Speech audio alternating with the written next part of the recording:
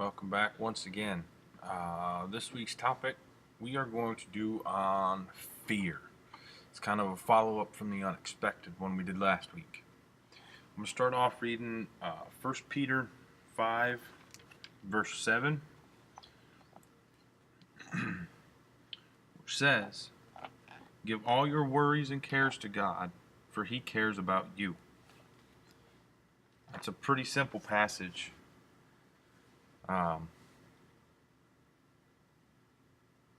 It's pretty self-explanatory. If you got a fear or a worry or stress in your life, give it up to God. Everyone's got it. Everybody's got something they're afraid of. Doesn't matter how tough you think you are. Doesn't matter how strong you think you are. Everybody has a fear. Our fears are all centered around the things that we care about the most, whether it be our family, job, income, whatever you care about the most. That's what your fear is centered around. It's the most common issue that people deal with. Men, women, doesn't matter. Everybody deals with it. So we can all relate to each other in it. Don't be afraid to tell somebody what you're afraid of. You can get help from other people because everybody deals with a fear some way, somehow in their life. A lot of fear comes from we lose perspective. We lose our perspective on how much God actually loves and cares for us. When we start to worry and stress and be afraid of things that are going on in our lives, it's bad for us. It's bad for our health. One of the first things they do if you've got a heart issue at a doctor's office is they give you a stress test. Or back issues, they give you a stress test. It's bad for your health physically. And 2 Timothy 1, verse 7 says, "For God has not given us a spirit of fear and timidity, but of power, love, and self-discipline." That says to me is that if God didn't give us a spirit of being fearful or timid, then when we're fearful and timid, stressed out, worried, afraid, it's not of God. It's not the way our bodies are supposed to feel. It's not good for us. It's not good for our mind. It's not good for our bodies. It's not good for anything in our lives. No matter how strong you think you are, no matter how much you think you've got it all together, there's nobody out there that can deal with the stress, the worries of life on their own. Nobody. It takes more than just yourself. It takes the people around you. But more importantly than that, it takes having the Holy Spirit in your life. In 1 John 4:18 says, "Such love has no fear, because perfect love expels all fear.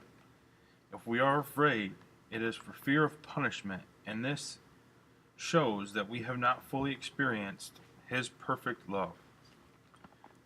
Christ's perfect love will get rid of any fear in our life. I don't know any of you out there that are parents. I am. Like I've said before, I've got 5 kids. And my oldest, my son, is a worrier. And I always tell him, look, I love you so much that if you even understood how much I love you, you wouldn't be worrying about this. You wouldn't let this bother you. You wouldn't let this get under your skin and worry you. You would just say, okay, well, Dad loves me. He got it. He's going to take care of fear creeps in to our lives when we lose that perspective. When we lose the perspective of how much God actually loves and cares for us. He cares about what we're going through. Sometimes He's ordained what we're going through so that He can show you how strong He is. You know, we talked about that last week. When you're afraid of something, ask God for wisdom. Ask Him for the wisdom to know how to deal with what you're going through and what's got you scared or afraid. If you're scared of losing your job, ask God how to deal with it. Ask Him for the wisdom on how to go through this and how to handle it. Don't just try and do it on your own. When you ask for the wisdom, He's going to see you through. The Lord's going to see you through anything you've got that's causing you this kind of stress, this kind of fear. And not knowing what's coming in your future, and that's, to me, that's the most scary thing of all. Not knowing what's up ahead. I like to be able to be prepared. I tell it to people I work with all the time. Give me a heads up and let me know so I can be prepared. So when something happens, I'm ready for it, and you don't have to wait on me. You don't have to worry that I'm not ready. You've got to be prepared. You ask for God's wisdom. He's going to help get you prepared for what you're going to deal with. Now, when it said in 1 Peter to cast all your cares on the Lord, that means exactly what it says. All of your cares. Throw all of your cares onto the Lord. That doesn't mean throw them to God and go about your business for a couple of days and pick them back up because you feel like you're not doing anything. No, that's not what that means. It means give it to God and then pray about it. When you give them up to God, it doesn't mean that, okay, God's got it, I can sit back, I'm going to be complacent now. No. It means now you need to actively pray yourself into knowing what God's next step for you is in getting through this. You need to pray your way through it. Because when you pray your way through it, you're releasing the power that you have from the Holy Spirit inside of you. When you pray your way through it, you're going to get God's timing in your life. You know, something that I got from my studying is that if it's big enough to worry about, it's big enough to pray about. God cares about everything, even our smallest worries. Even if you're worried that you're going to sleep through your alarm in the morning because you didn't get to bed on time. Pray about it. God will be there and He'll help you through that.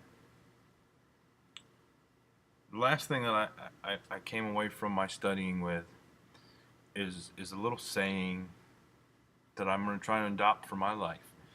And it is, courage is fear that prayed. So fear nothing and pray about everything. I hope you all have a blessed week. I hope this helps.